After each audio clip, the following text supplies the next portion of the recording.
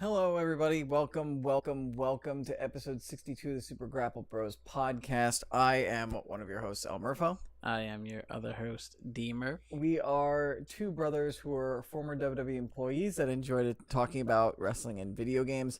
I've realized that there's one thing I forgot to do with regards to the video version of this podcast that I normally do on my checkoff, and that is make sure that the white balance is configured. So I'll do that real quick. Before we get into this episode, though, however, as I fix this white balance, we're all fixed. I just want to take a moment. We'll get into this story a little later on the show. But I want to dedicate this podcast to the victims of the shooting in Jacksonville last Sunday. We recorded this podcast last Saturday before the event happened, and just unfortunate what happened. I will say that I believe, I'm not sure if, I think it was Bowling Dude, actually, who's in the chat right now. He was kind enough, I checked the general chat. Nope, that's the general voice chat on here. Yeah, it was Bowling Dude. I wanted to thank him. He lives in and near Jacksonville, so he let us all know that he was okay in the event. That's good. We'll be getting into all the information and details about the fallout of that event, but we just wanted to at the top mention that this podcast episode is dedicated to the memory of the two Madden players that we lost in the event and all the other injured victims in the shooting and all the families affected. That said, we're going to try to keep things as upbeat as possible when we can. Mm-hmm. So let's go ahead and we're going to kick things off with some WWE stuff. We're going to start off with the wrestling. We're going to go much more Vigigame heavy than we normally do, than we have been doing in the last couple episodes of the podcast. And that is because we actually don't have a pay-per-view to review or do predictions for. Yeah, we're doing this on a Saturday, the day of All In, if you can't tell from our shirts. We're ready. We are all in. We are ready to watch it tonight, hopefully. And see what happens. See how this sold out show in Chicago does. However, we're not going to be doing predictions for the show. And that's mainly because of the fact that we had to record this on a Saturday. We didn't. If we recorded this yesterday on Friday, we might have been able to do so. But because by the time that this probably gets out on audio form and to YouTube, the event will have already been done and over with. So we figured not worth doing the predictions. But we are going to talk about stuff that's been going on at All In weekend. Maybe we can talk about we could at least some of the matches that we're looking forward to. We can talk about the card. We'll be talking about what matches we're excited to see most, and all that goodness, that good stuff. But first, we want to let's get into WWE, which we mainly talk about when we're doing wrestling chat here on the Super Grapple Bros podcast. Did you happen to catch Raw this week? No, I did not. I was able to see some things that have happened, like I found out with what is going on with Roman Reigns and Braun Strowman. Mm-hmm. And I found out what happened with my favorite tag team. That was bad. Sorry about that. I went to say something about the Braun Strowman Roman Reigns thing. I just saliva just went down went down the wrong tube, caused coughing. Sorry to those listening. Oh, I also heard about Kevin Owens as well. Yeah, well, I wanted to start off about the Braun Strowman thing. Well, I'm not going into detail, just the few things I know about that. Yeah, so the Braun Strowman thing, a lot of people are proclaiming, oh, Braun Strowman turned heel, heel Strowman. They had to turn Strowman heel so they could get Roman over, and so that way he could be the face. I'm not entirely sure. How is he a heel? I'll explain it. I'm not entirely sure how he's exactly a full-on heel after what happened on Raw. So let me rephrase what I said quickly. how is what he did different than how he's been for the last year? That's what I'm saying. Like, so what happened, for those of you who don't know, Roman came out, cut a promo. Braun came out, said, your boys had to save you. And they were like, they just did what they thought was fair, was just. They were just backing me up. So he said, all right, well then let's go. Let's have, I'm going to cash this in. And I'm going to cash it in at a place where you can't have your boys. We're going to have a Hell in a Cell match at Hell in a Cell. So they agree to the match. Corbin, Constable Corbin takes the briefcase from backstage from Braun Strowman. He makes him relinquish it. General Manager Corbin. Yes, that's right. He was the acting general manager this week. And then they were putting a tag match against Drew McIntyre and Dolph Ziggler, who are known to have issues with Dean Ambrose and Seth Rollins.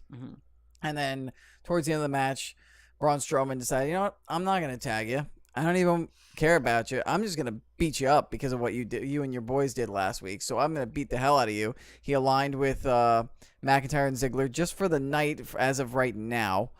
And then they beat the hell out of Roman. Seth tried to come in and make the save, or Dean tried to come in and make the save, got beat up. Seth tried to come in and make the save, got beat up, and then all three of them stood tall. A lot of people are saying that it's a heel turn just because Roman's the face, and also McIntyre and Ziggler are established heels, and they were all raising arms together. I think it's more of a case of Braun's doing what Braun does. Yeah, Braun's just gonna do what's in the best interest of Braun Strowman. And it's like, dude, you and your boys beat me up last week. I'm just going to beat the hell out of you. I don't think he's, like, aligned to form this new heel stable with McIntyre and Ziggler or something. Just like how we were talking about last week, a lot of people thinking that they might turn the Shield heel because of the fact that they are, once again, ganging up and attacking people.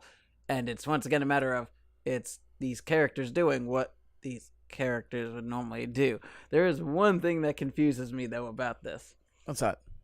Dean came out to make the save, right? First, yeah. And then Seth did after, right? Yeah. And why didn't they do it at the same time? Because, the kayfabe reasoning for this was because Seth had a match earlier on in the night against, that's right. It was the open challenge against Kevin Owens, and Owens was targeting Rollins' leg. So the belief is that Rollins initially wasn't going to go make the save because he had the bum leg, and then once Ambrose started getting beat up, then he decided, well, bum leg or nothing, I got to try and do something. True. All right. Fair is fair. So that was the kayfabe reasoning. All right. But speaking of Seth Rollins and Kevin Owens, Kevin Owens, quote unquote, quit Raw. A lot of people trying to figure out what's going on with this. Some people are thinking, did he really quit WWE? I don't think he really quit WWE. I'm pretty sure it's a work. Some people think maybe he's injured. Maybe they're trying to retool his character. There were rumors that he might be the next Paul Heyman guy. That got squashed. Some people are saying rumors that because he got fired from SmackDown and he quit Raw, he'll end up going back to NXT and having a run in NXT again, which I don't think makes any sense at all. None whatsoever. So I don't know. We'll see what happened. He didn't really quit, so the real question is, like, how does he come back? He was personally chosen by Stephanie McMahon, so I've got to imagine that, like, maybe it'll be something to where Stephanie brings him back somehow, gives him some sort of, like, favorable treatment or something.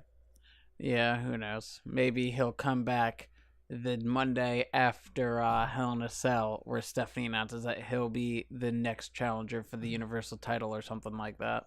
Maybe. I don't know. If I remember correctly, he lost the title to Goldberg, and similar to Finn Balor, never got a rematch. Yeah, but also I don't think Braun Strowman and Roman Reigns is only going one match at Hell in a Cell. I've got a feeling that's going to go for a while. It could go for a while and have Kevin Owens thrown into the mix too. Maybe, I don't know. Similar to how they had what was it? Was it when they did John Cena doing a rematch for his championship against Brock Lesnar that he lost, and they put Seth Rollins in to make it a triple threat? Yeah, we'll see. Bowling Dude does raise a good point, though, and this is kind of what bothers me about the Kevin Owens character of late. Is like, he's like, KO quits every single storyline, which is true. Like, when Kevin Owens came into NXT and when he first came up to the main roster, he was a prize fighter who was just vicious, brutal, would beat the hell out of his opponent, and did it only if there was a prize in line. Which, I mean, I guess it kind of fits to what he was saying on Raw, how he wants to fight for a title. But like he's also just become like a whining, almost like cowardly crybaby Yeah. as well. It'll be interesting when we see him show up on NXT UK. Right? Or no, what's going to happen first is you're going to see him in a segment talking to Drake Maverick backstage at 205 Live, and Drake explained to him, I don't care how many titles you won, you're not meeting the weight limit, Kevin. No. Next thing you'll see is he'll be backstage with R-Truth trying to figure out what R-Truth's secret is to being able to try and challenge for the women's championships. He's going to attack Ronda Rousey from behind. So yeah, anyway, there was that. As you saw, I believe it was I think it was the Revival faced the B team in a non-title match. Beat them. They ended the B team's winning streak. Yep, and did their top guys out, clinked the championships like they used to when they were the NXT tag champs. And I believe I thought I saw somewhere that maybe acting general manager Corbin said something about them now getting a title shot next week or something like that. I don't know if it's next week, but we'll see. I that's the first thing I'm hearing about any of that. I know I saw something online about them getting a title shot, and I thought I saw it next week on Raw, but I can't guarantee that. I'd have to double check it. Yeah. And then in the women's division, we learned that through a backstage segment that the Bella Twins are going to be in action this upcoming Monday. And I heard that the crowd went mild. Mm-hmm. I mean, I like the Bella Twins. I mean, I'm not crazy about them, but I don't mind them. They're okay. They're good at what they do. You got to think, though, the crowd has definitely done that because of the fact that the Bella Twins are coming back to be involved in Evolution and this Daniel Bryan Miz storyline, and then they're probably going to go bye-bye again for a while. Well, I mean, technically, can you blame them? I mean, no. It's a good natural evolution for Brie to come back and get involved in the Miz storyline to keep the Miz storyline fresh. And then, they are such long tenured female wrestlers and figures in the company with WWE, especially since they're still doing Total Divas and still doing Total Bellas, that like it makes sense for them to be at Evolution and compete. I'm not saying that. I'm saying that a lot of people are just kind of like, eh. And I think it's partially because of the fact that you've got, the Bellas are coming back. After how long ago was it they announced that? Oh yeah, Trish Stratus is coming back to have her first match in God knows how long, and it's against Alexa Bliss. Yeah, so I think we don't know who the Bellas are going to be in matches with at Evolution. So. No, but I'm saying like I feel like they got the reaction that way because we've seen them on TV a decent amount since SummerSlam, and that wasn't that long ago, and it was just kind of like we expected that to happen. Mm-hmm. So that's why I feel like it didn't get as big of a reaction. Speaking of Trish Stratus, by the way, she was actually on hand because the show was in Toronto, and she came out and interrupted Elias in an entertaining segment where Elias was just running down Toronto and then called her like 60, said like she's not interested in like 60-year-old women, and so she slapped the taste out of Elias's mouth. Nice. And then she was ringside for Ronda. I believe it was Ronda had a match with Alicia, I think it was. Or it was Natty. No, I think it was Natty. Natty had a match with Alicia, and Ronda and Trish were ringside. And for Alicia, it was Mickie James and Alexa Bliss. I have to say, I'm really glad that they gave Elias that huge push so he could just continue doing these guitar segments after having one Intercontinental title match. Well, to be fair, they need to build his momentum back up after he had a rivalry with Bobby Lashley. The last guy who had a rivalry with Bobby Lashley is out injured. Yeah. So they need to build Elias back up, make him recover from that. I feel like they brought Bobby Lashley back, and they were like, all right, we'll put him with Sami Zayn, because, Sami Zayn's really good. We should have a good storyline. And that went nowhere, and they were just like, all right, well, maybe we'll try it with Elias. Elias is young, he's fresh, he's got all this energy, he's got all this momentum behind him, and that went nowhere. And they were like, oh yeah, that's why we got rid of him a while ago. The problem is that they're trying to book him as this face, and he's not a good face. I feel like he'd be better as almost like a Brock Lesnar type a-hole heel. Maybe put Heyman with him, so that way Heyman can talk for him because he can't really talk. Yeah, it's a combination of the fact that he can't really talk, and also as Jim Ross they've also kind of gone out and said, kind of dookie about things like his very successful MMA career that he's had with Bellator and everything. Mm-hmm. And have either like not mentioned it, and on the few times that they have mentioned it, made it seem like it was nothing. And it's like, dude, this guy's a bona fide athlete and fighter and a former champion in your company, and he's had a marquee match at WrestleMania. You shouldn't just be like, he's big and strong, but yeah, he did MMA for a while. You should make a bigger deal about it. Mm-hmm. And it just seems like they kind of haven't done much to build him up, especially with that stupid sisters storyline. But we don't speak of those things. I had erased it from my memory, and you put it back in my head. Yeah, to remind you of why they're failing. Anyway, we got to move on from this. Bowling Dude asked, do we think Evolution will be good? I think it'll be good. Like, I don't see why it wouldn't be good.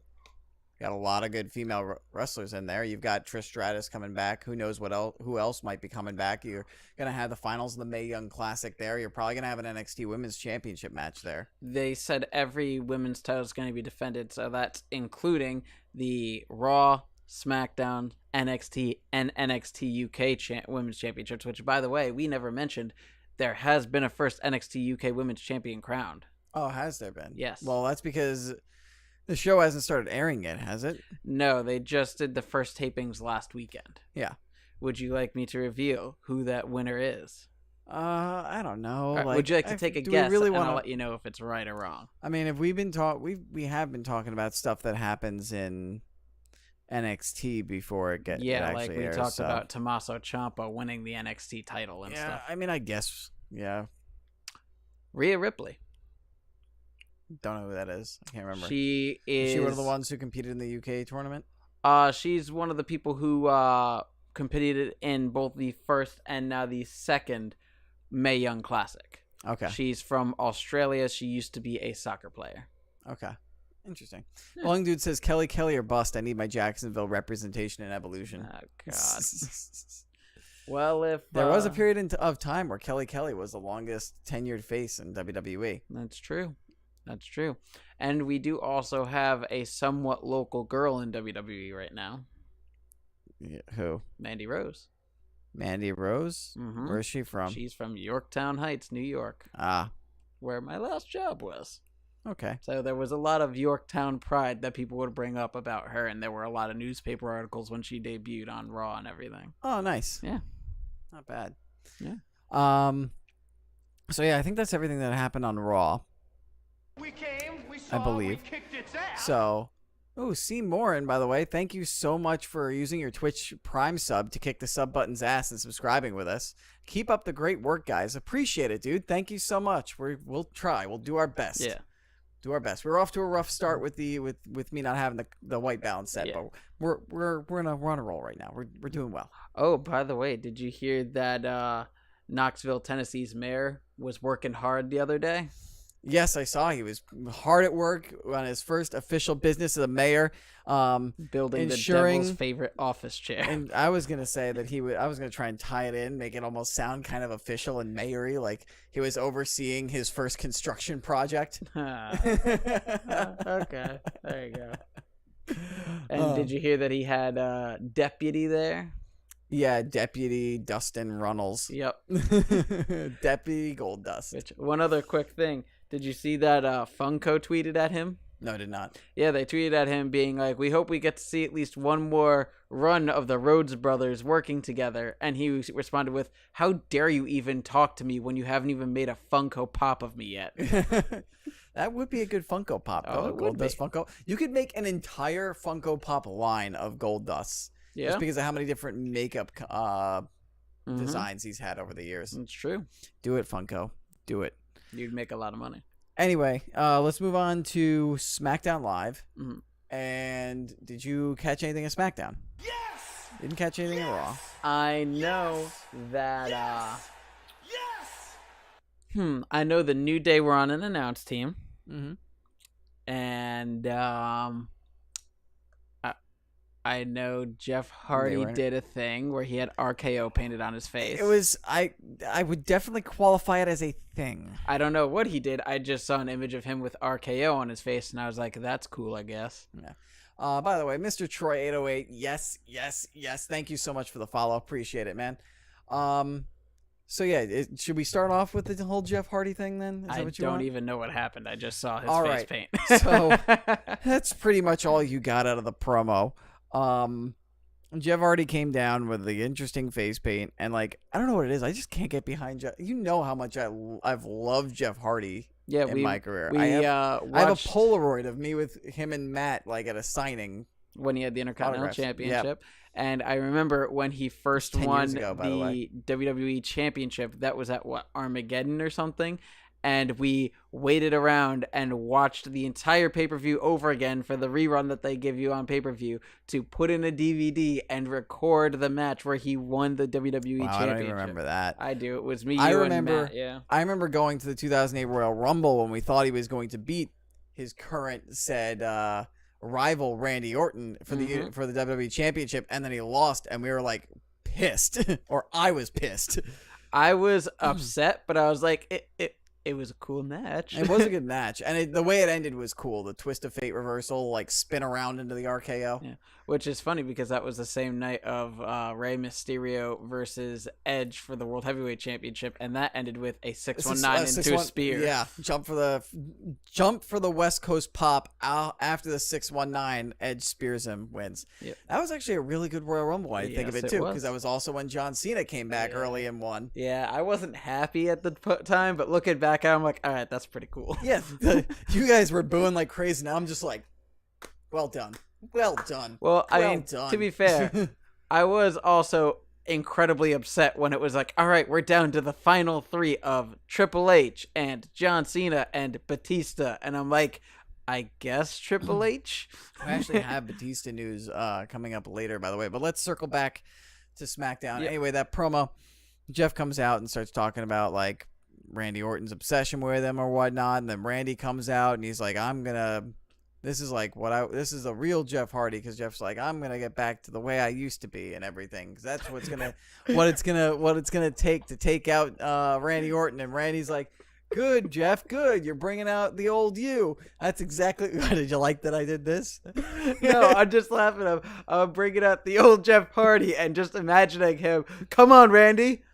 And then he takes his shirt off and Not that Jeff Hardy. and then just an RKO and a forced pin. Not that Jeff Hardy. Everybody's booing. Randy's on the ramp. I agree. Yep, exactly. All right. Okay. All right. We're getting sidetracked a lot, but anyway, Randy comes out and says like, "Good. I want you to be the old Jeff Hardy, the good Jeff Hardy, not the drugged up, doesn't know where to throw a T-shirt Jeff Hardy." And says, because I want you to be in that mindset, that type of Jeff Hardy, when I beat you and destroy you and demolish you. And you're gonna and he went, you're gonna lose something. He said something, and then he started saying his initials. He went R-K, and then Jeff goes, no, almost like that. No, Randy, No, stop it, Randy. Not like that. All right, that's stop. me. Nope. I was like, no. And he's like, you know what? You're gonna go to hell. I'm gonna take you to hell with me, and we're gonna compete in Hell in a Cell. And we're going to sign off with Kane. And it's at that moment that everybody was like, Jeff, please stop. Please, for the love of God. We've said this before with your apron bump. Stop. Yep. Your brother is fusing into one solid piece of bone, and you're talking about how much it hurts you to do a swanton bomb, and you're going to do a Hell in a Cell match. Please, we care about you. Stop. Jeff, you and your brother are pushing yourself so hard that Matt Hardy is becoming the opposite of broken. Yeah. I am fused. Exactly. Oh my God. It's stupendous. God. So yeah, we're gonna be getting Randy Orton versus Jeff Hardy Hell in a Cell. It was an awkward promo. But yeah, it like Mr. Troy said, like, it hurts to watch like Matt move nowadays, and like Jeff apparently Jeff doesn't even like do swantons at live events anymore because of how much pain he's in and how much pain it causes him. Not surprised.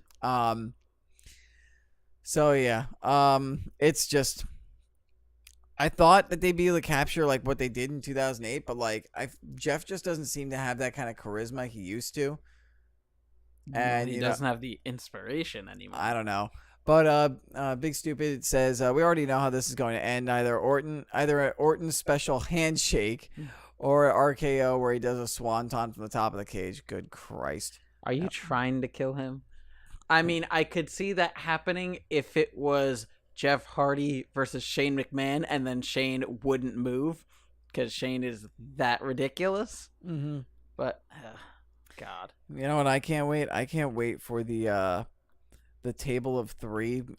Maybe make it a special edition table of 4 with Matt, Jeff, Edge, and Christian, where they're just sitting there, and Edge is like, "Yeah, my neck is messed up." Matt's like, "Yeah, everything's fused together." Jeff's like, "Yeah, my lower back is in shambles," and Christian's just like, "I'm fine. I feel great. I don't have any problems." You do realize Actually, that they yeah, actually did they did do that like 2-3 months ago. Did they really with they all 4 did of them? a special table my of 3 God. where it was a table of 4 and it was all 4 of them together. Yeah. Oh God. Wow. Yep. Well, that just goes to show that I only have the network subscription for the pay-per-views. Yeah, basically. Not the Table of 3 isn't a good show though. Table of 3 does have some good insight. We'll say that much. That's very true, yeah. Anyway, we've been on this subject for far too long. We've gone on tangents and everything. Let's talk about other stuff. It's SmackDown. What else would you you said that you saw the New Day were on the announced team?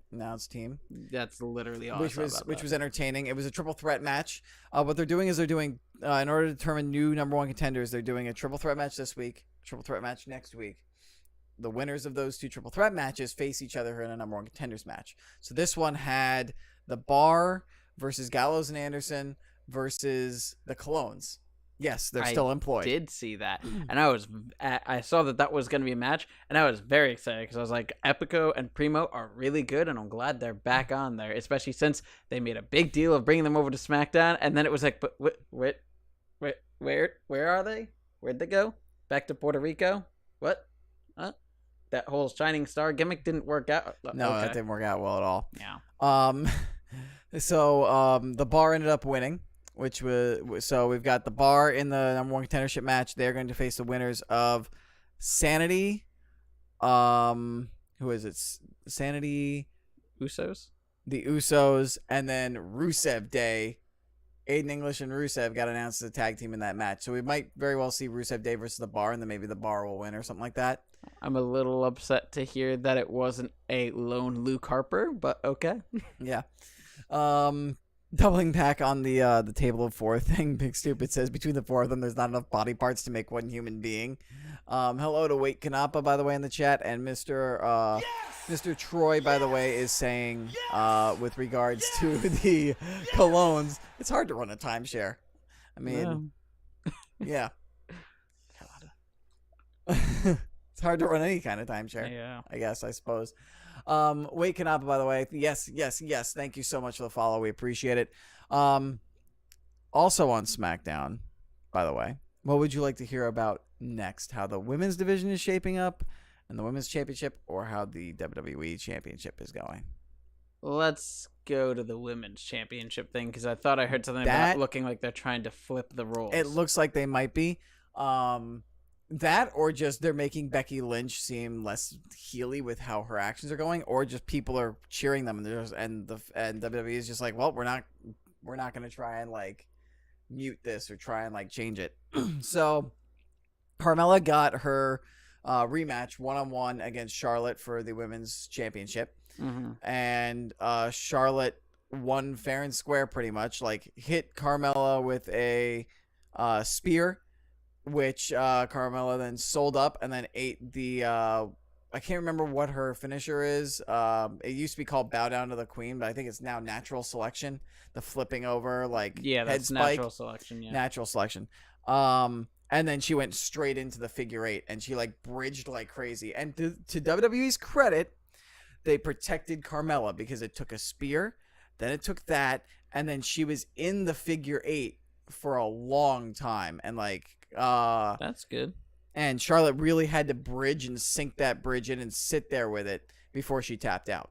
And then as Charlotte was celebrating with the championship, Becky came up from behind her and gave her a shot in the back, started beating down on her, and then cut a promo basically saying like, you stole this from me, this was mine, like at Hell in a Cell, I'm going to get my championship back. And then she posed with the SmackDown Women's Championship to huge applause, huge pop.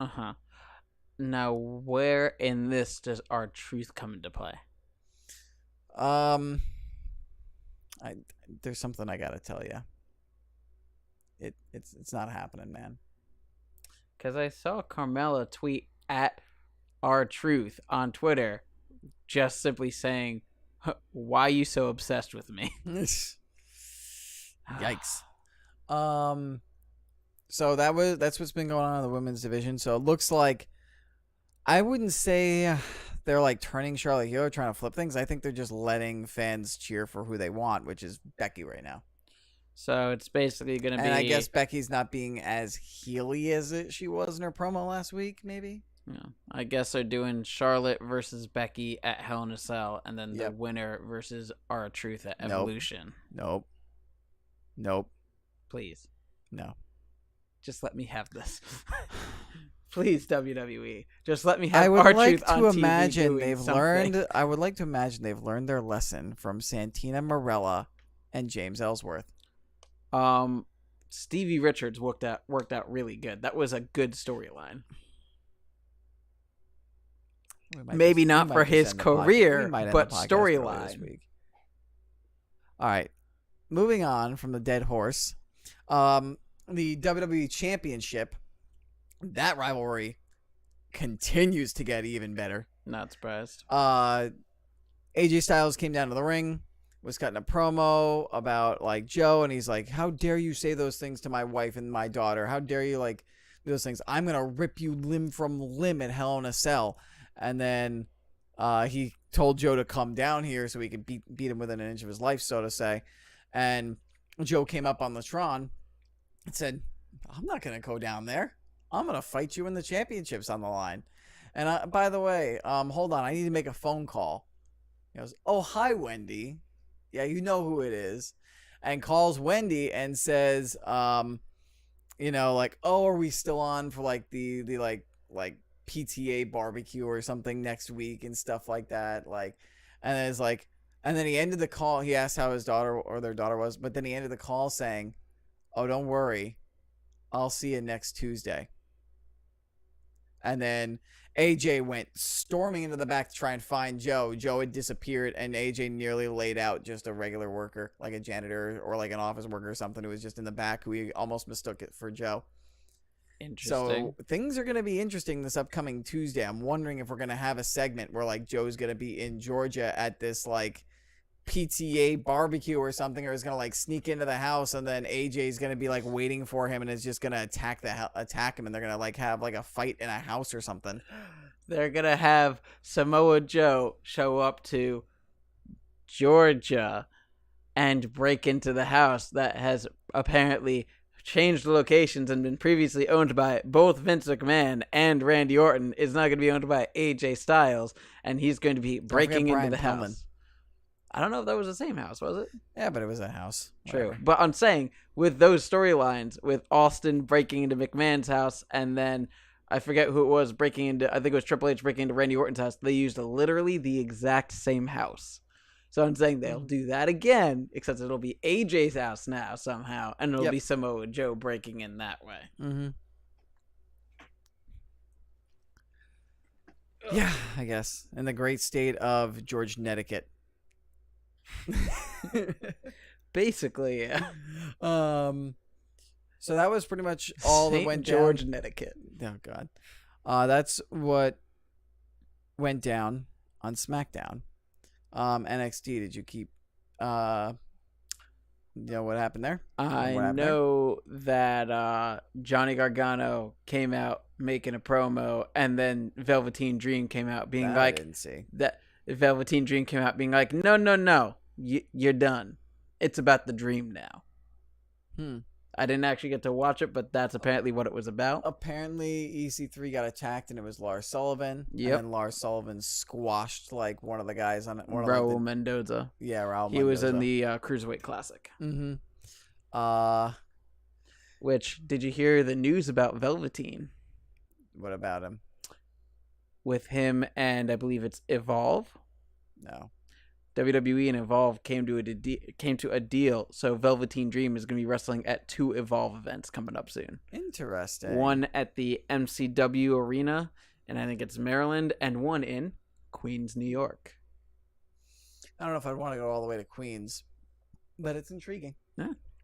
I thought it was really cool. A lot of people thought it was punishment for him wearing the Call Me Up Vince tights. No. But why would they give him a deal with Evolve to go? Well, that's people were like, promotion. "Wow, he pissed him off so much that they're not even going to put him on NXT anymore. They're just going to shoot him down there." And the head of Evolve went out and said, "No, that's not this at all. We called them and asked them if we could have him, and they said sure, and we made a deal with them. That's not the case at all." Yeah.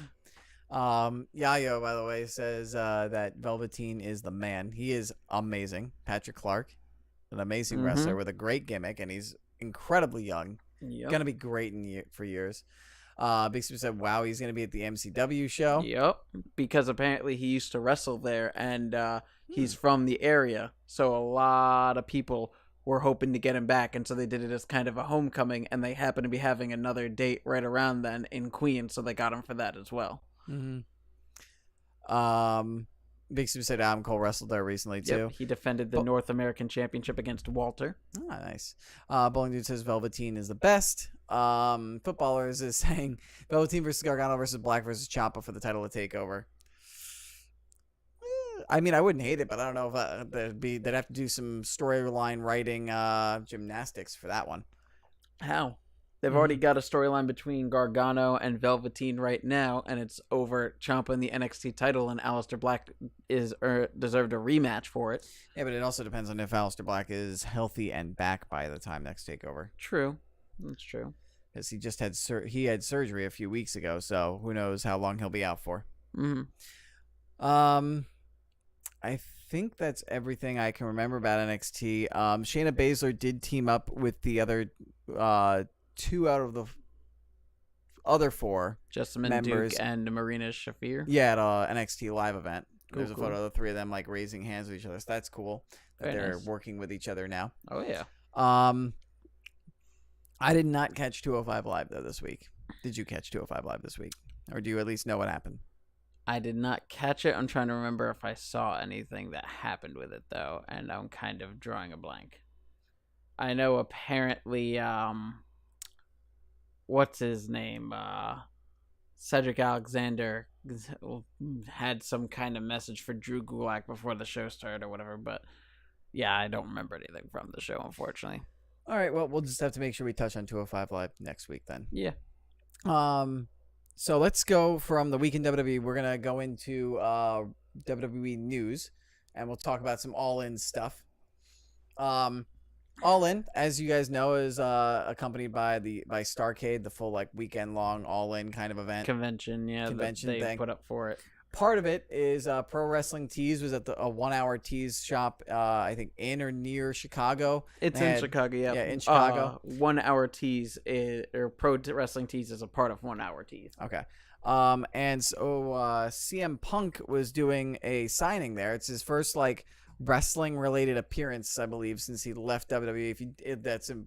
I think deals with dealing and interacting with the fans, because you could technically say he was at the All-In press conference, though he was backstage, he never came out, stuff like that. So apparently a lot of people, despite all the stuff going on with Punk and Colt Cabana and everything, people still love and miss CM Punk, because his line for the signing at 1 Hour Tees was over half a mile long. I'm not surprised. Half a mile. Like, I'm normally at when I'm at conventions normally, like, and they do a signing for somebody, if the line is like a couple hundred feet, Like, Yeah. that takes up the full hour block or whatever. And this was half a mile outside the store. Yep. And I guess everybody got in and got their stuff signed. But I don't know how long people must have been waiting in order to go and see him. Yeah, seriously. But that's just insane. And it just goes to show that the ridiculous draw power and how popular CM Punk still is with the wrestling community. Yeah. I mean, wrestling beef is wrestling beef. It's not the first time we've seen some serious wrestling beef, and not surprised by it, but I'm also not surprised that people are still going there because, I mean, after all, it's CM Punk.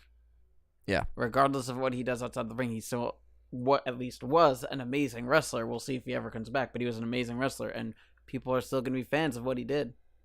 Yep. That's fair. It's true. What do you think is going to happen? You think he's going to be there tonight? I think he might be there because I know he's still friends with the Bucks and stuff like that. Well, I mean, you know what I mean. I don't know.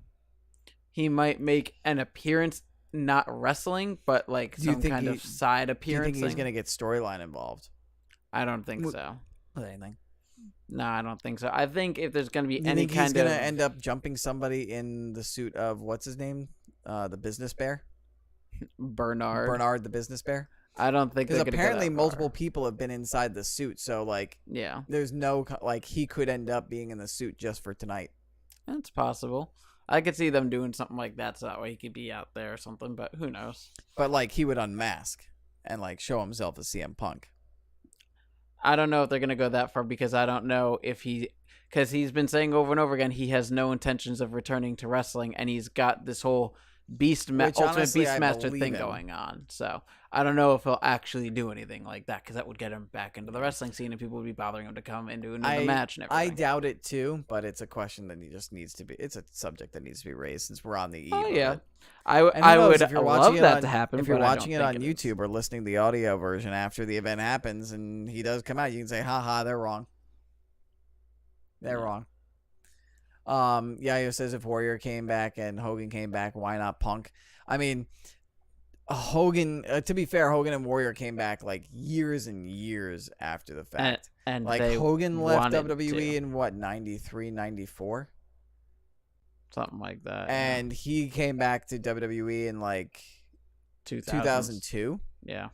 So it took like nearly 10 years, and Warrior it took nearly two and a half decades Yeah. for him to come back. And it's not like when they both left WWE, they left wrestling entirely. Like they both worked for WCW after WWE. They were for WCW, and I know at least Hogan, when he left again and everything, did TNA and came back and all that. But the point is, they wanted to come back. Punk doesn't want to. That's the big difference. My thing here. is, what I'm saying is that what Yayo is saying is that time heals all wounds, and True. that I wouldn't be surprised if eventually Punk decides to come back. But as of now, I think if that does happen, it will probably be 10, 15, 20 years from now when like everything where time is like made the bitterness on both sides subside and they're willing to bury the hatchet, maybe put Punk in the Hall of Fame and just like have that good relationship again.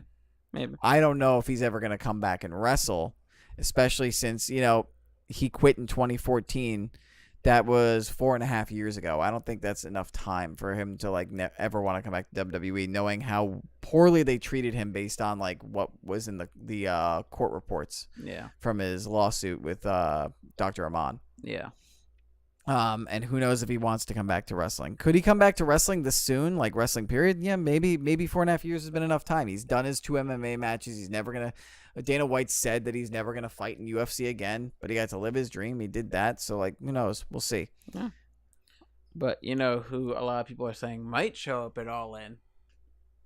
His wife, right? That's not who I was referring to. Colt Cabana?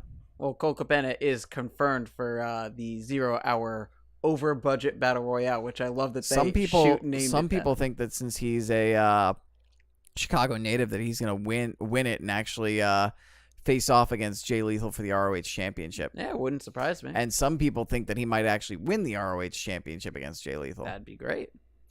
But one other person that people think, Big Stupid guessed it, Yep. is People are gonna get on the Neville level or the Pac level. FKA, the king of the cruiserweights, Neville. might show up. In which I actually saw a great meme the other day.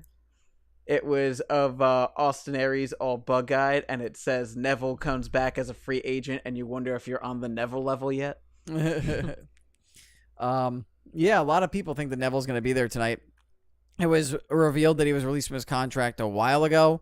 Then people were saying that he was actually going in to WWE physician offices, and people thought, well, maybe they're trying to rework a deal out with Neville. And smooth things over, and then it was like, nope, they're not going to re-sign him. So now people are like, is he going to show up at All In tonight? It'd be nice. If his non-complete clause is up, this is the place for him to show up. Oh, yeah. And make an impact. And that was another thing. Some people think that Neville might be the one to face off against Jay Lethal. Like maybe he ends up in the Battle Royal, wins it, and faces off against Jay Lethal. Which I would not complain about. Or I can't remember which of the Young Bucks it is, but one of them has come down with like a virus.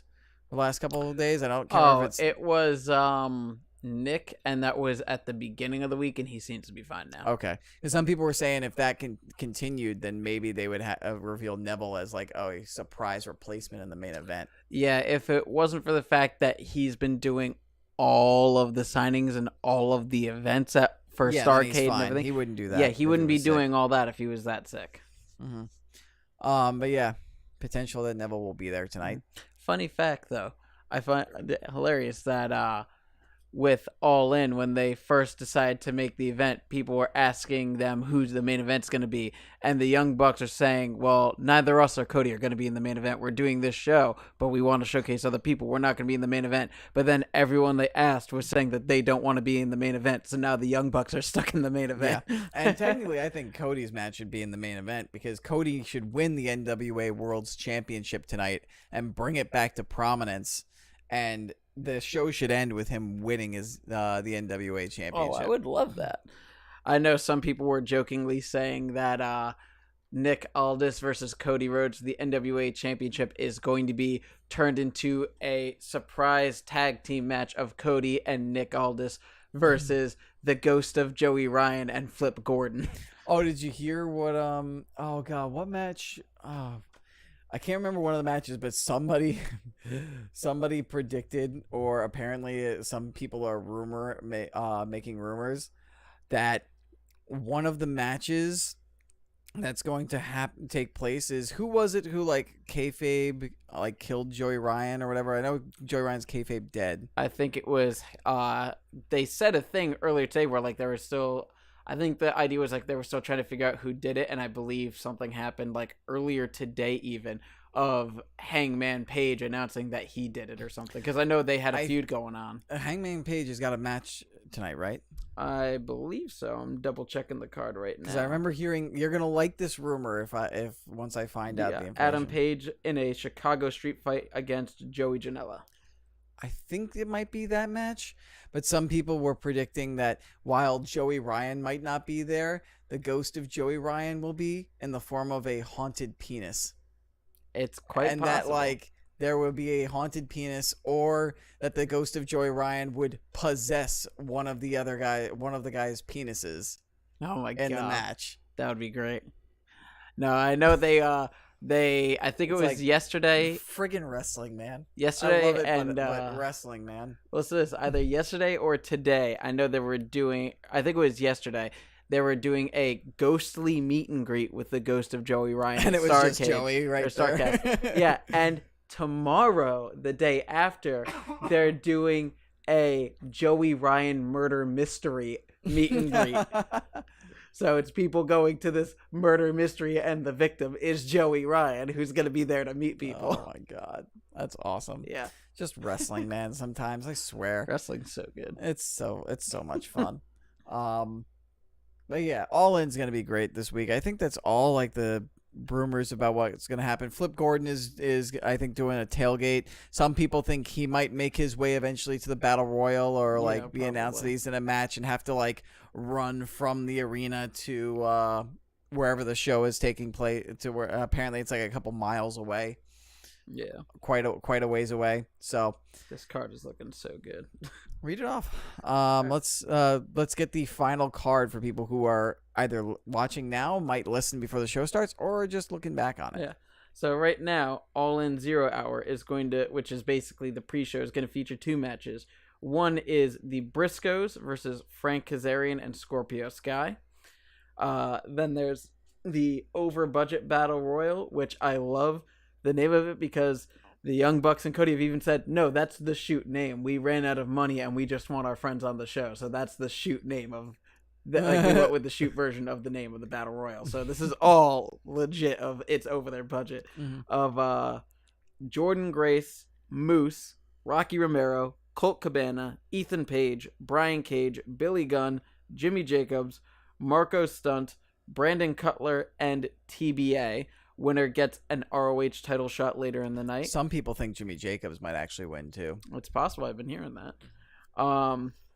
Then on the main card, you've got Madison Rayne versus Tessa Blanchard versus Britt Baker versus Chelsea Green in a match. You've got Stephen Amell versus Christopher Daniels. Yep. You've got Adam Hangman Page versus Joey Janela in a Chicago street fight. Match that might be the one I'm most excited for because I think it's going to be the most interesting and unique that a lot of people aren't expecting is Kushida Okada versus Marty Scurll. You mean Kuchika Okada? Sorry, yeah. But yeah, Okada versus Scurll. That's probably the match I'm looking forward to most, although Okada's winning that match. Probably. But I love how everyone's going on with it's the Rainmaker versus the guy with the umbrella. And then you've got the ROH World Championship match of Jay Lethal versus the winner of the Battle Royal. Then you've got the NWA World's Heavyweight Championship match of Nick Aldis, the champion, defending against Cody. Then you've got Kenny Omega versus Pentagon Jr. And then the main event is Rey Mysterio, Bandito, and Phoenix versus the Young Bucks and Kota Ibushi. The Golden Elite. Yes, it's going to be so good. It's going to be a great show. A lot of people think this might be Rey's last date before he signs back with WWE. We'll see what happens. Yeah, it's possible. But yeah, it's gonna be a good time. It's gonna be good. Big Stupid asked, "Are y'all gonna watch it?" I'm hoping to at least watch it at some point if we don't get to watch it today. Yeah, I want to watch it at some point. I was planning on trying to find a way to watch it tonight, but I've also got a fantasy football draft with my clan tonight, so I might have to do that tonight. So depending on when that happens, I think that's happening at 8:30. Okay, which is like right smack dab in the middle of All In. Yeah, I know the 0 hour starts at 6. Yeah, the 0 hour starts at 6, and the main card starts at 7. Yeah, so I may have to watch it back tomorrow or maybe Monday, but yeah, I'm looking forward to it when I do get to watch it. But be that tonight or sometime over the next week. Yeah, I'll definitely make sure that I watch it before the episode we do next week, I believe. Yeah. So moving on, I just got a couple more things related to All In involving Kenny. He was asked a couple things at the press conference today or yesterday, I think it was, and like other of things going on that he was involved in around the All In. He was asked whether or not he's going to be at the MSG show, the G1 Climax. At I think it's the G1 Climax. That's what it's called. Yeah. New Japan and ROH in Madison Square Garden, WrestleMania weekend. His contract is up at the end of the year, so people don't know if he's going to be involved. And he answered with this quote: "Will I be at Madison Square Garden? A sold-out affair. We're all very excited about it. A joint project between New Japan and Ring of Honor. If it wasn't already sold out, I would say, how else could you sell it out? But it's already sold out, so all I can say is I probably will be there. Whether I'm needed or not, I don't know, but I would love to. I would love to have physical presence at that show. Yes." So basically, saying if he's under contract, he'd love to be there. And then he was also asked on his thoughts on a possible WWE run. And he answered very non-committal, very like, as he usually does. He didn't answer it very optimistically at all. He said, "I realize there are people that are employed by that promotion that I can have a good match with. There are people within that promotion where, if we had said match, could generate multiple communities celebrating the performance. That's what happened when the Bucks and I did the gaming battle with the New Day, which was back at, I believe it was E3. If I wrestled one of their top guys, people would watch that match in anticipation of something great happening. But right now, it's all what if. It's all what if fantasy scenarios. It's going to stay that way until it happens, if it even ever happens. Because you never know what type of limitations are going to be placed on those matches. If Kenny Omega is allowed to be Kenny Omega, then those matches would be really special. Would I be allowed to be myself, the real Kenny Omega, within that realm? In a way, it's almost more exciting to think about what it could be rather than what it would be. Interesting. So, and that reminds me of something else involving Kenny Omega that happened this week, which is they revealed the PWI top 500 of the year. And he was number 1, right? Yep. Would you like me to read the top 10 list? Yeah, sure. I will preface this by it's not like the standard rankings where it's ranking who they think is the best wrestler. It's more so who is the best wrestler by means of taking kayfabe into account almost. Yeah. So, number 1 is the current IWGP World Heavyweight Champion, Kenny Omega. Number 2 is the current WWE Champion, AJ Styles. Number 3 is Okada. Number 4 is Lesnar. Number 5 is Rollins. Number 6 is Strowman. Number 8 is Roman Reigns. Number 8 is Cody Rhodes. Number 9 is Naito. And number 10 is The Miz. It makes sense to me since it's all based off kayfabe, though the only one I would maybe argue against is Lesnar. Yeah, seeing as how he barely wrestled. Yeah. So yeah, that's that. Yeah, interesting. I think it's a fair list. Yeah, when you're taking kayfabe into account. I like that Joey Ryan likes to point out that he's the 100th and 120th best dead wrestler in the world. Because storyline wise, he's dead. But isn't he in a list with wrestlers that all the other ones are alive? Yeah, but he's the number 120 spot and he's dead. Okay, you've made it sound like he was number 120 all time amongst dead wrestlers. I was like, No, but that's how he was saying it. I'm the 120th best dead wrestler in the world today. Okay. I think there's some punctuation that needed to be there, but I understand what he's saying now. Anyway, last piece of wrestling news I wanted to touch on was an interesting quote from Batista this week. He was interviewed for doing promotion by one of his new movies. And this was, I believe, Adam Cleary of What Culture who asked him this question. He asked, what his situation with WWE is and would he ever entertain another return? And Batista answered, and I quote, I would have to be a few different things, and I have to say it's something I think about daily. I love it. I have a passion for wrestling. I feel like in the core of me, that's just who I am. I'm a physical performer, and I miss it every day. But I think, 1, it would have to be the right time. 2, it would have to be the right opponent. So not Daniel Bryan. That's pretty much it. I would just have to make sense, and it would just have to make sense. And then, the last time I went back was with really good intentions, and I felt I wasn't delivered what was promised, and that's just creatively. If it would have to make sense when it comes to timing, because not only would I have to be free, but you also have to factor in there's a risk that I would be injured. And if I would be injured, then I would need time to rehabilitate myself. So I always have to factor those things in.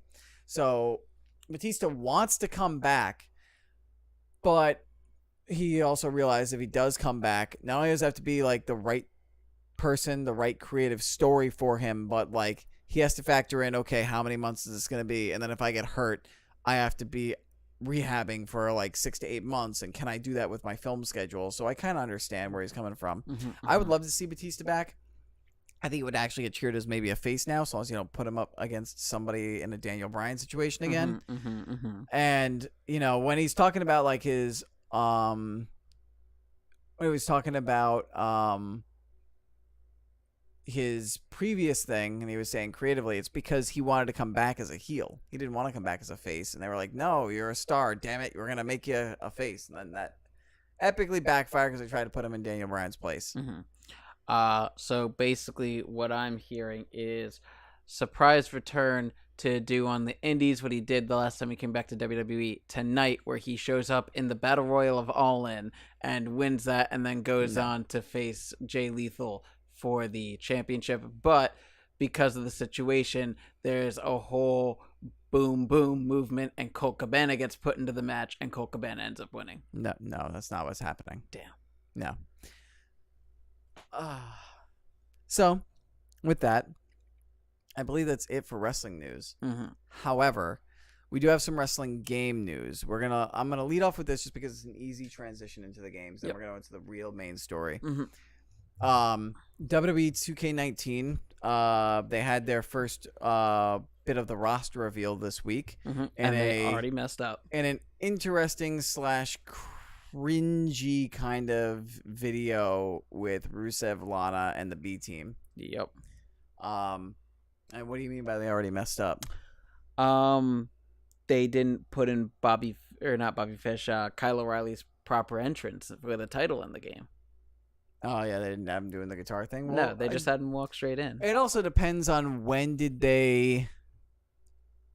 How long ago did he start doing that? When they won the NXT Tag Team Championships. When was that? Not long after TakeOver Brooklyn last year. Are you sure? Because I believe they won the tag titles going in to before NXT War Games, which is around Survivor Series, or it may have been just after that. You know what was interesting? The first people that they actually revealed was Undisputed Era. Yeah. Adam Cole, baby, Kyle O'Reilly, and Bobby Fish. And they also announced eventually that Roderick Strong was in the game, but not along with the Undisputed Era people. So it's making me wonder if he's not going to be in his Undisputed Era gear. Oh, he's probably not. Yeah. But anyway, the list of the first group of reveals, I'll read them all off for those of you who want to know. Adam Cole, Kyle O'Reilly, Bobby Fish, Bobby Roode, Braun Strowman, Titus O'Neil, Ember Moon, Bayley, Elias, Kevin Owens, Ronda Rousey, Rusev, Lana, Bo Dallas, Curtis Axel, Bray Wyatt, Roman Reigns, Seth Rollins, Velveteen Dream, Sasha Banks, Tyler Bate, Liv Morgan, Angelo Dawkins, Montez Ford, Bianca Belair, Matt Hardy, Finn Balor, Kairi Sane, Apollo Crews, Jinder Mahal, Drew McIntyre, Aleister Black, Johnny Gargano, Ruby Riott, Pete Dunne, Sarah Logan, Fandango, Tyler Breeze, Shayna Baszler, Akam, Alexa Bliss, Alicia Fox, Baron Corbin, Big Show, Brock Lesnar, Chad Gable, Kurt Hawkins, Dana Brooke, Dash Wilder, Dean Ambrose, Dolph Ziggler, Goldust, Shut Up Echo, Heath Slater, Jason Jordan, Cassius Ohno, Connor, Lars Sullivan, Mickey James, Mojo Rawley, Natalia, Nia Jax, Nick Miller, No Way Jose, Oni Lorcan, Otis Dudovich, Razor, Rhino, Roddy Strong, Sami Zayn, Scott Dawson, Triple H, Shane Thorne, Tucker Knight, Victor, and Zack Ryder. And just a side note, Ronda Rousey is a pre-order exclusive. Yes. Pre-order bonus. So Same she's with in the game, Rey but you can't Mysterio. get her unless you pre-order her. Same with Rey Mysterio. So that's all that. I'm sure there's going to be a lot more because I don't think... Was Seth Rollins in there when I read it off? He was? Yep. Okay. You're also missing pretty much everyone from 205 Live. Yeah, so I'm sure that's not it. They said there's going to be more episodes. The roster reveal coming at a later date. Another thing I just realized, you didn't say AJ Styles or Samoa Joe. Well, that's because they weren't part of the roster reveal earlier because I think they were revealed before this episode. So that was the people who were in that roster reveal, I believe. So were Tyler Bate and Pete Dunne. They were revealed earlier. I'm just reading off the list on the article that came from the video. And just pointing out that there are signs that there's going to be another one. And they also didn't list all the legends like they normally do. Bowling Dude, no. I'm not going to read that off again. You can go back and watch it over. That took a lot out of me. Yeah. But yeah, I also love people pointing out things like the images of Tyler Bate from this game versus a created version of Tyler Bate from 2K18 looking a lot better and a lot more detailed than this 2K19 version of him, which I always find hilarious. The thing is that, like, when it comes to creating the characters, like, 2K, like, I think they dedicate more time to developing certain player models over others. Like the more well-known, more popular people that that fans and people who buy the game are going to play more than others. They don't know me then. Apparently. I'm going to be playing Tyler Bate a lot more than I'm going to be playing Randy Orton or John Cena or Roman Reigns. You're just one of the millions of people who are probably going to own the game. I know. I just like to point it out. Yeah. All right. So now that we've been able to transition from wrestling over to video games, we're going to move on to like the main story of the video game section, which unfortunately is a somber story. We're going to talk about the shooting in Jacksonville last week at a Madden qualifier. So last Sunday, there was a Madden NFL 19 tournament. I can't remember what the exact name of the championship is. We will get. I'm sure it was a qualifier for the Madden Classic, and apparently this individual, we don't know if he was we're not going to mention his name or anything, or you're not going to see a picture of him or anything, because people who do this don't deserve that. But this person apparently was a competitor in the event and had represented like the Bills last year, and when they did like the like team specific ways of Madden Classic, however they did the Madden Classic last year. He lost at the competition. They haven't revealed, as far as I know, the police, if him losing was the motivation for him to do this, but he left the event after he lost, and he returned with 2 pistols. One had laser sights, and if you watch the video back, there are 2 players playing, one of which is Elijah Clayton, who was one of the victims. So it was 22-year-old Elijah Trueboy Clayton. The other one was Taylor Spot Me Please Robertson, who was 28. Elijah was playing, let me see if I can get the name. He was playing Wesley Joe Rice Gittins, who luckily survived. And there was just a kickoff, and it shows the picture-in-picture. In the lower right screen, and apparently if you look close enough you can see the laser targeting on Clayton. And then they simply faded to the gameplay, because the way that the stream was operating on Twitch was that they were showing mainly gameplay and only switching to player reactions after scores or big plays or stuff like this. And as soon as they change back, you hear the shots, and you hear people, and then you hear people like scuffling. The controller disconnects. The menu is there, and you just hear gunshots and people screaming. And Clayton, who was being laser targeted by the pistol beforehand, before the feed was lost, he was one of the ones who passed. Lots of others were injured. And Taylor Spot Me Please Robertson was the second victim. And then the shooter himself ended up taking his own life. Sorry if I'm on my phone. I'm trying to bring up. I've lost it, but I had a thing on my phone about some information about it, about how the shooter also had he had a history of mental illness. Yeah, he had a history of mental illness, and also actually several warnings within the FBI about him, and he was still able to purchase the guns guns, no problem. And the mental issues were documented because apparently they were included in court documents when his parents got divorced 11 years ago. Mm-hmm. And therapists had said that it is quite possible that his issues could turn into violent actions. Yeah. And apparently, Bowling Dude, I don't know what JSO stands for. I'm assuming the J is for Jacksonville. The S wouldn't be state. But if you can clarify that in chat. He says JSO said it's unlikely that him losing the competition was his motivation. So who knows what it was. Maybe it was his mental illness kicked in, and maybe there was something, maybe Clayton, because it seemed like he targeted Clayton specifically, because Clayton was the first one that was shot, and he was laser. You saw the laser targeting on him before this man opened fire.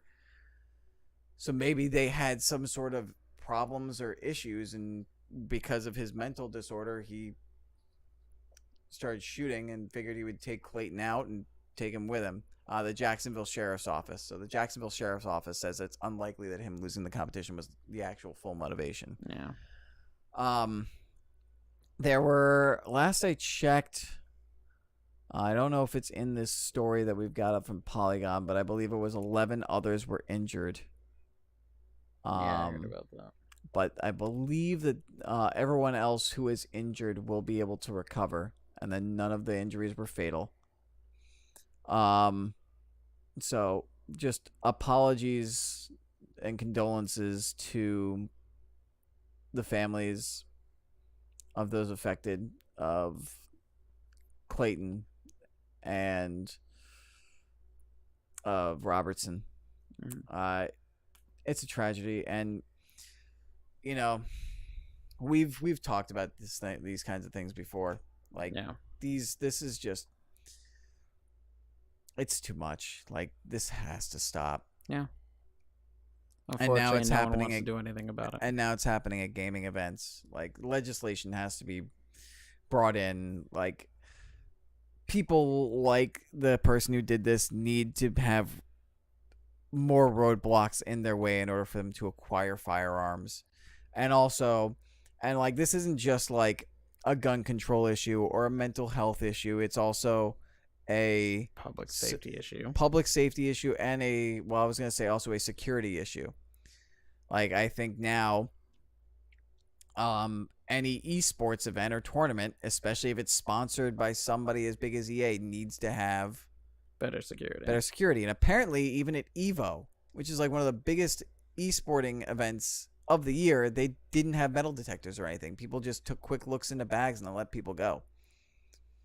So, like, there has to be more secure. Like, this is a very multifaceted thing. Like, there has to be more, like, security at these kinds of events. I know with New York Comic Con, which I go to every year, there are no jokes about this anymore. Like, they bring people through metal detectors. You have to have if you have anything that looks like a gun, it has to have the orange cap on it, and it has to be made out of foam. So, even if it's plastic, it's thrown out, even if it has the cap on it. Like, there needs to be more security like that, at these kinds of like gaming events and whatnot, and then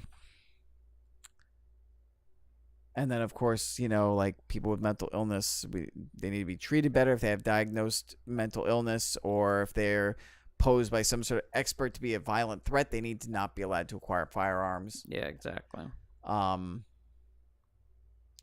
It's just nuts. Bowling Dude said there was a few people from his school who were at the event, so he's been following it like crazy. Are the people that you know who were there, they all, I'm assuming they're all okay, because they at least, because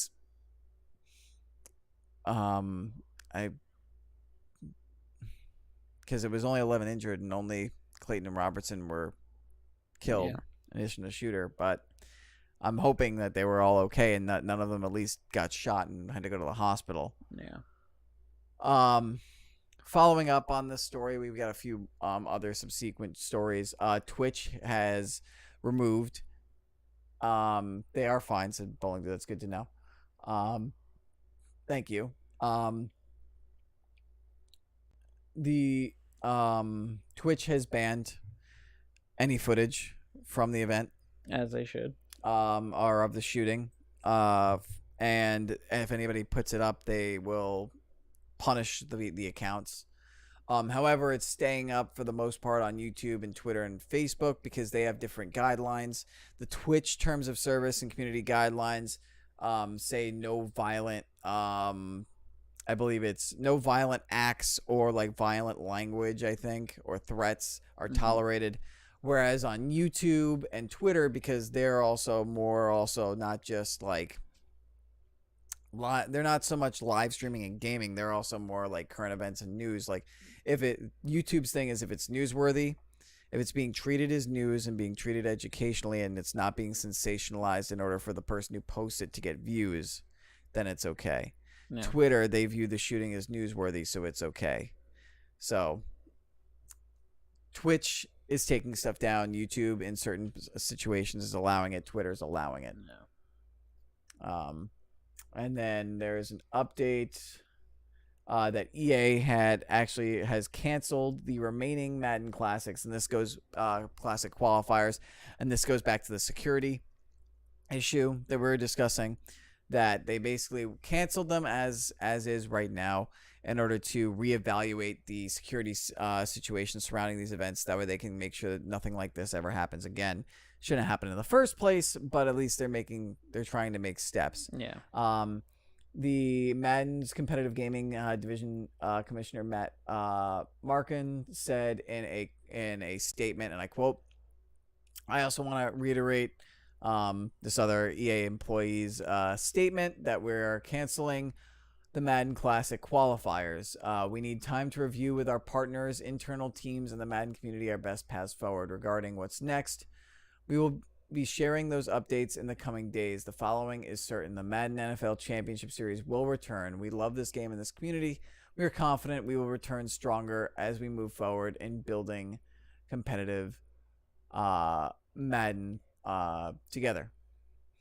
And then another story, which is actually what I was going to move on to next, which footballers brought up. EA has also made a $1 million Jacksonville tribute donation to the families of those affected by the tragedy. And they are also going to be hosting a gameplay live stream where they are going to encourage gamers and viewers to donate, to add to the $1 million that they've donated to go towards the victims' families. The announcement from EA says, "First, we're making a $1 million contribution to support the victims of last Sunday's events. We're also working to set up a fund where others can contribute alongside our donation, and we will come back very soon with further details. Contributions will go to the victims, including the families of Taylor Robertson, Elijah Clayton, and all those who were affected." Mm-hmm. Yeah. So yeah, Bowling Dude also providing an update that I believe Shad Khan. I know Blake Bortles is the quarterback of the Jacksonville Jaguars. I think Shad Khan is another Jacksonville Jaguars player, but they've also donated money to help for the medical bills of those affected. Which It's good. Yeah. good guy Blake Bortles, good guy Shad Khan. The live stream, if anybody wants to watch it and potentially donate to the families, will be taking place this Thursday, September 6th. If you're listening to this before September 6th, it is this Thursday. And I believe that is Khan is the owner. Shad Khan is the owner of the Jacksonville Jaguars. I should know that, given the line of work that I do. But yeah. So Before we move on, there's one thing I want to say that's unrelated to what we just talked about. I recently came across something that I completely forgot about that happened earlier in the week in wrestling. If you want to tackle that, it's a very quick thing at the end. the end of the show. Yeah. Okay. All right. You got to bring it up now. All right. So again, this podcast episode is dedicated to the memories of Clayton and Robertson, and dedicated to their families and the families of everyone who is affected by the tragedy. But now we're gonna try and move on and try and get ourselves more upbeat, more excited, talk about other gaming news. Yep. Before we wrap things up, the first story we want to talk about is with regards to Destiny 2. A couple of Destiny 2 stories. For many of you, if you know, Destiny 2's next big expansion, Forsaken, comes out this Tuesday. Mm-hmm. I will be playing it like crazy. There is the PvEVP mode they've been hyping up, Gambit, is actually going on right now. I wanted to try and play it before the podcast, but we just didn't have time to test it out. They're doing a 24-hour preview. So if you're watching this on YouTube, it's probably too late. But if you're listening to this in the audio version, or maybe if you're watching this back on Twitch, or you're watching it live now, you have a chance to try it out if you have the chance, if you would like. Also, in order to help promote, I guess, Forsaken, Destiny 2 is actually one of the free PS Plus games this month. Okay. So you can get Destiny 2 for free if you have PlayStation Plus. Yeah, I heard about that. Yeah. And also there is a report that for those who play Destiny 2, Forsaken weapons and armor are actually dropping for people before Forsaken drops on Tuesday. Apparently, it's a glitch and an issue with their most recent update, which was the update that was going to prepare everybody for Forsaken that came out this last Tuesday. So that way everybody would have like the update kind of downloaded, and then Tuesday is just going to unlock the Forsaken content for players to play. So they don't have this massive download. Yeah. On Tuesday. And basically, some players for bigger rewards through, I believe, like the Flashpoints, which is happening on Mars this week, can get through their big rewards through the Flashpoint, Forsaken armor and weapons, and I believe it's dropping at a high power level for those. Oh, that's cool. For those expansions. And Bungie said they're aware of the issue, but since the game comes out in like 3 or 4 days, they're not going to have the time to patch it before it comes out. So it's just going to live there. So if you want early access to some Forsaken weapons and armor, play the Flashpoint, and you're basically rolling the dice. You might get a Forsaken weapon and armor. There you go. We just talked about that. And Fortnite news, a couple Fortnite stories. Another new Fortnite update came out. Couple of Fortnite things happened. There was, I believe we talked about the cube last week, correct? And I tried convincing you to do some interesting experiments, and you refused to do any of them. Yeah, nope. Cube is still there. But they also revealed a new grenade type known as the Shockwave Grenade, which basically looks like it's got those little crystals from the meteor that crashed at the end of season 3 and was there during season 4. Or are we in season 4? You're in season 4. No, we're in season 5. Oh, yeah. Okay. And basically what it is you throw it at the ground, and it basically almost like activates the crystal and sends things flying in different directions. So you can throw it at an enemy, say he's on a cliff, and it'll explode, and you'll send them off the cliff. If they're in a building, it'll send them through the walls of the building. Nice. But you can also use it offensively. Like, say there's somebody on in a tower, like in like their own little built tower. You can throw the Shockwave Grenade, jump over it, and then as it explodes, it'll send you on a boost. Or you can use it to get away. Nobody who gets hit with the Shockwave Grenade, because it's like getting the abilities of the meteor crystals, which act as just like jumping enhancers, they don't take fall damage or is affected. So like, say there's this really big cliff in front of you, but it's not like off the map and whatnot. You can throw and people are shooting behind you. You can throw the Shockwave Grenade, have it launch you off and down the cliff, and you'll be fine. You can escape and get away. Interesting. So it's very interesting. It's epic rarity. It comes in drops of 2. You can stack 6 max, and it's an interesting little way to add some extra, strategy. I've already seen like some highlight clips of people like using it to like be up close with somebody. Like maybe they shotgun and then they throw the grenade down. They like push themselves back, switch over to a rocket launcher, and then blow the person up. Interesting. So like very, very cool little addition to Fortnite. Now, when are we going to see people trying it on the cube? I don't know. Maybe I wouldn't be surprised there are videos out there of people trying it on the cube. We'll You just gotta look for it. Mm-hmm. And then another Fortnite thing is apparently some pro hockey prospects are being told by their league, be careful with that. You might mess up the audio. Are being told to stay away from Fortnite. Apparently, the OHL and OHL team employees are saying that some players have been advised to scrub Fortnite references from social media accounts. Apparently, some NHL teams consider the video game a distraction or an obsession. And apparently, one of the top picks in this year's draft actually was sent to counseling for a Fortnite video game addiction because apparently it was affecting his performance with the team. That's insane. Yeah.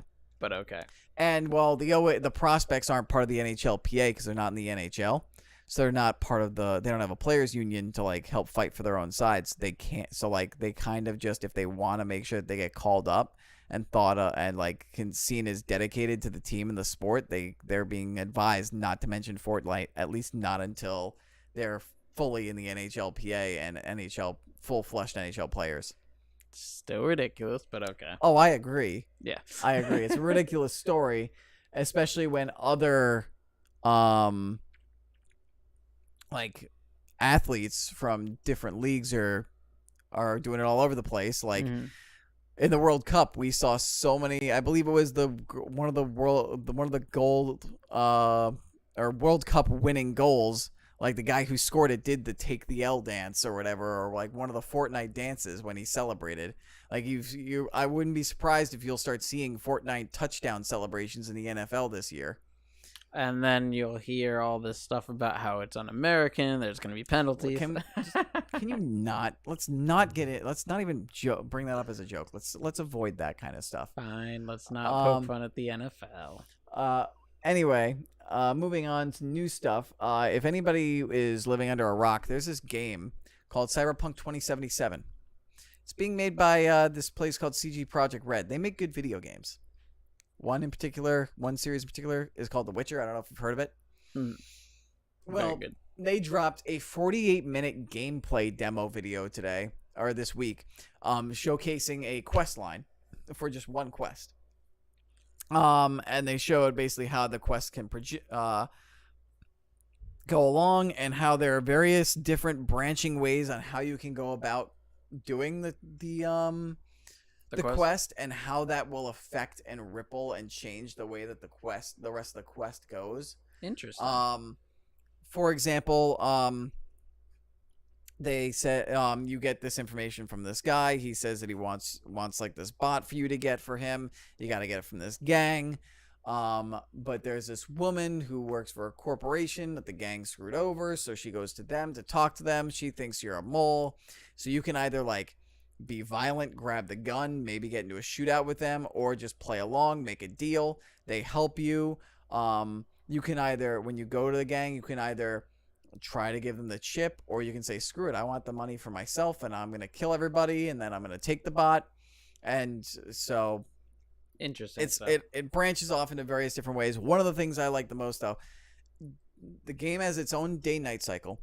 Apparently, every single NPC has their own lives and their own routines they go about through the game and the day-night cycle, which is ridiculous. Yeah. It's a seamless world that's going to have no loading screens. And it's coming out for PS5.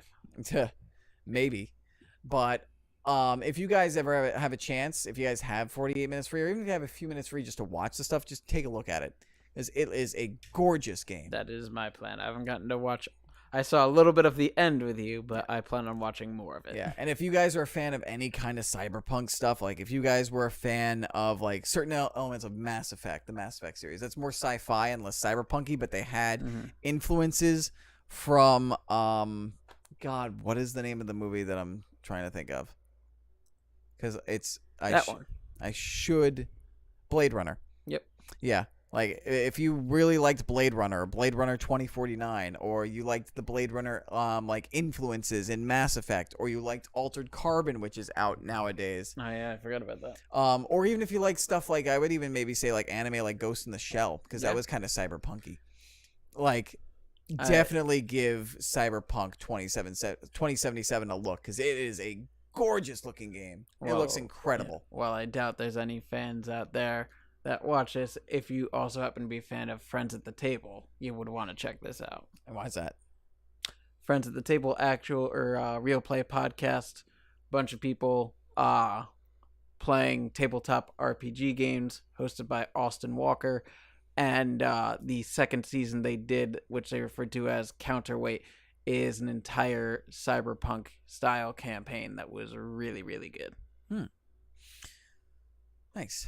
Yeah. So moving on, I'm going to let you drive this one because you probably already know all this information, so I'm not even going to read the article. I'm just going to let you talk about it. No Man's Sky Season 1 has dropped out of hyperspace. This was Yesterday. 2 days ago. Or no, 2 days ago. That's right, yeah. With its first patch of weekly content. And I know you've been all about the No Man's Sky. Yeah, I currently have 2 spaceships and 3 freighters now. Jesus, I think 3, dude. maybe 4.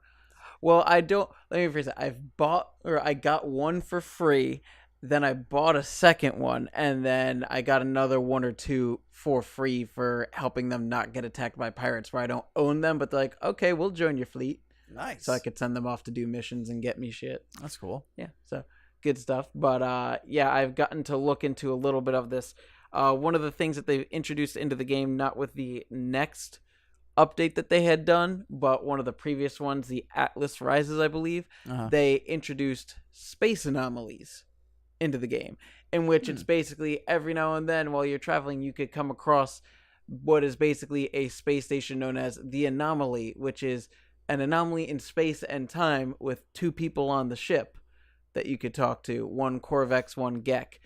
And they've made it now where with this update, you can now do missions with them. The one this week is you have to go through a portal that they set up for you to an area on the outside of the galaxy to find some interesting technological pieces that are buried underground. So you talk with them, you go to this portal, you go all the way across to the end of the galaxy to a brand new planet, go all over the planet digging around with your multi-tool, taking these things up, and you can bring it back and exchange it for Quicksilver, which is a new currency in the game, which you could use for things like new parts for your spacesuit or whatever for your character customization for how you look, or some new emotes, some decals that you could put places, all kinds of stuff like that. And they announced that they're not really going to get rid of any of this content, and that every week they're going to continue to add stuff. They've got over 50 items that they've already planned that are going to be available, I believe, by the end of the month or so, and that they're just going to keep adding it on. And so far, from what I've experienced, it's been really, really cool. I like the feeling of being able to travel all around the galaxy and collect stuff and everything. Yeah, it's cool. Yeah, I'm glad that your game is getting better and better. Oh yeah, I've every now and a couple times played with our friend Michael Regan, and he is one lucky SOB. He was, because he got all those credits you were talking about before, right? Yeah, he's got like a ton of. He's got like a fleet of freighters now or something, right? He doesn't have a fleet of freighters right now, but it's basically the main source of currency in the game is referred to as units. And I, at this point, after spending a decent amount but also working a lot, have a little over 7 million units. And not long into starting the game, he found some ancient ruins and did some exploring. And he found a chest, got all the keys for it, unlocked the chest, and got an item worth 11 million units. Jesus. So right away, he had gotten more money than I had gotten in months of playing the game. Wow. That's hilarious. Yeah. But that's also because of the new ruin system that they have with the game, which is a new thing, which is really cool. And because of that, I've been able to get up to now, like I said, 3 or 4 freighters and 2 spaceships. So, nice. Cool. Yeah. All right, moving on. For those of you looking forward to maybe playing Battlefield 5, gonna have to wait a little bit longer. Battlefield 5 has been delayed from its October date to November 20th. And DICE said that the reasoning behind it is because they wanted to make sure that the Tides of War game mode was at its peak performance, and apparently there's still a few more kinks that got to work out of the Tides of War game mode. So that's a little quick update on Battlefield 5. That's just something we can mention real quick. A lot of this stuff now from here on out is just going to be quick hit stuff. NBA 2K19 showed that its story mode is going to take you to China for the NBL and for the NBA G League in the US. I just would like to mention that in this story mode, it seems like they're going to be doing similar to what FIFA did with the Journey in Season 2, where now you're able to play for different leagues. It seems like your player is going to be in... I don't know if it's the same player from previous games. I don't play the 2K19 series. Or if it's a new player, but they're being sent to the league in China, the NBL, and they've got to work their way into the NBA G League, I think, in order to then work their way into the NBA or back to the NBA. See, I would be more excited if they were sent to the teams in Latvia. Mm-hmm. That was a nice little deep cut for you new girl fans. Mm-hmm. Yeah, but Hold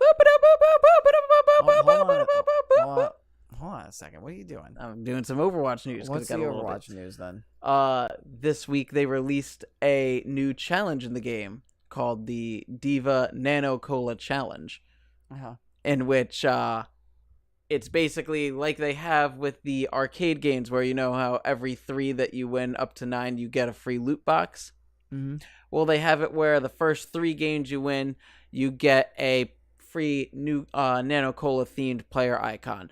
And then the next 3 you win after that gets you a unique Nano Cola spray. And then the thing I was most excited about was if you get 3 more, you get a really, really awesome looking Nano Cola themed skin for Diva. And it just looks absolutely amazing. So along with that and them putting the Busan map on the PTR, it's looking like they're going to be pretty Diva-centric for a while. It makes sense. They recently showed a Diva short, if I'm correct. Yes, right? and I got to watching that, and it was really good. It was basically Diva going and taking on a bunch of Omnics trying to destroy the city of Busan all by herself and learning that it's okay to work with a team. Yeah. On to Soul Calibur 6 news. Mm-hmm. We have a new character that was revealed. His name is Aswell. It appears that he's going to be a new bad guy. He had his reveal trailer, and he has what's known as I'm trying to look for the name of the weapon. It was a paradigm, I think it was called, his weapon. I'm trying to find it. A palindrome. That's what it is. He wields a weapon as a palindrome, which is basically just a device that allows him to manifest various different weapons, and apparently it grants him different fighting styles.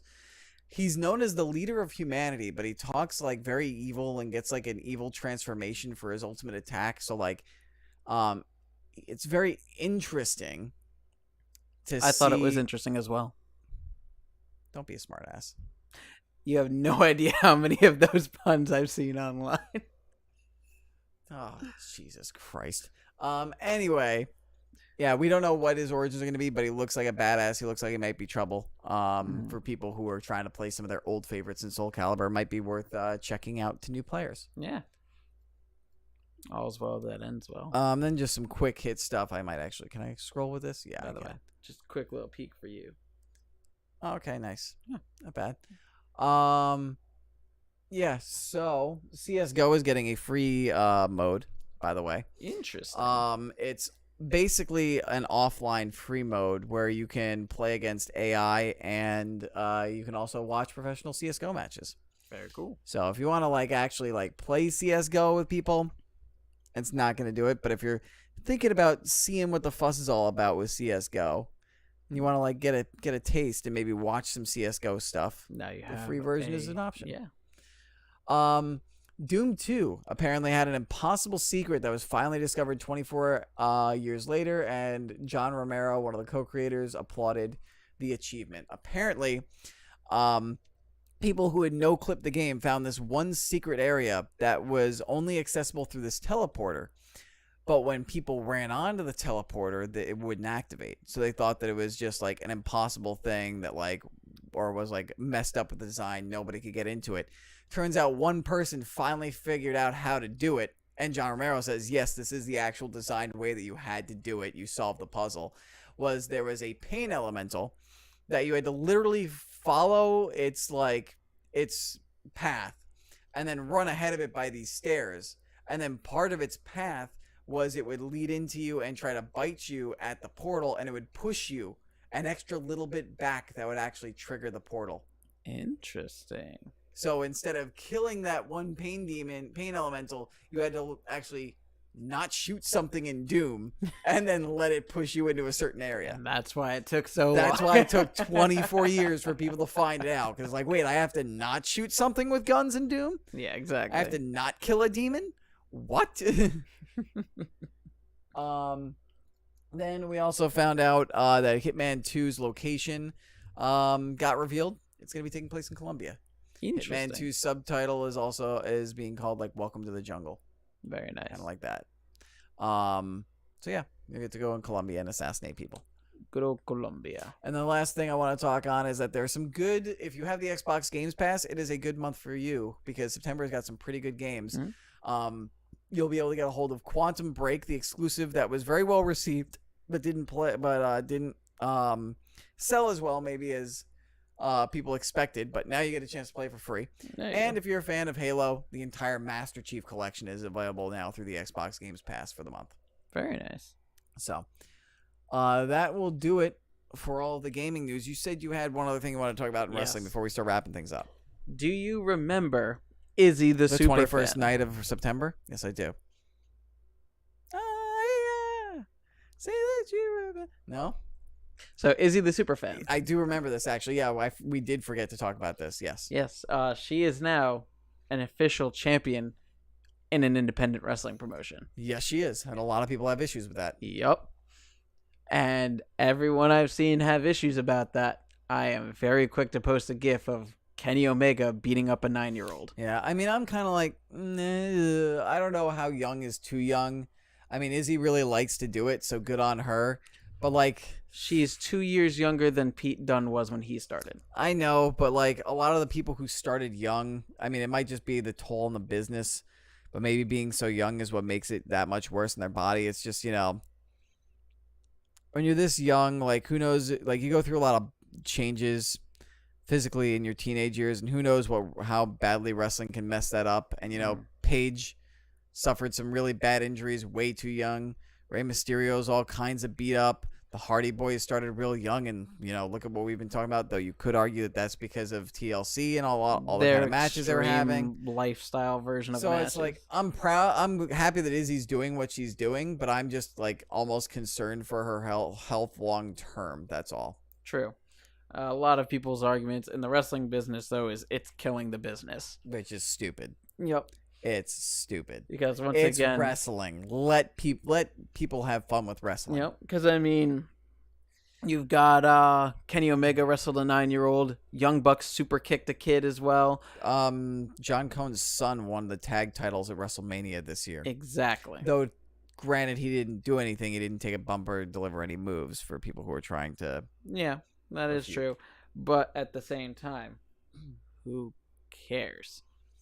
Wrestling's wrestling. Let her do what she wants. If it's entertaining and fun, let it be. Yeah. My only concern is just I hope that she's careful and that starting this young doesn't lead to serious health issues for her when she's in her 20s and her 30s, like sooner than maybe it normally catches up on wrestlers. Yeah. That's my only concern. Well, like I said, the main reason I'm kind of okay with it is because look at Pete Dunne. He's in great shape, and he started when he was 13 years old.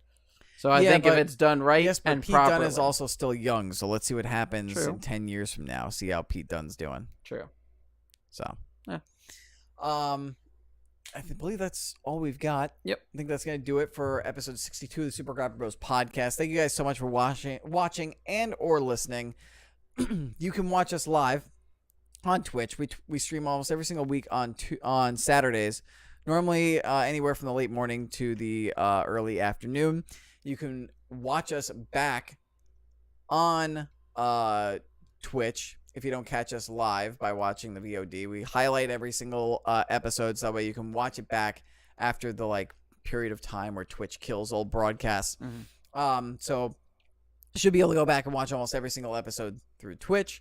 You can also watch it in VOD form on YouTube at youtube.com/elmurphoreal. Be sure to like, share, subscribe, comment, all that good stuff over there.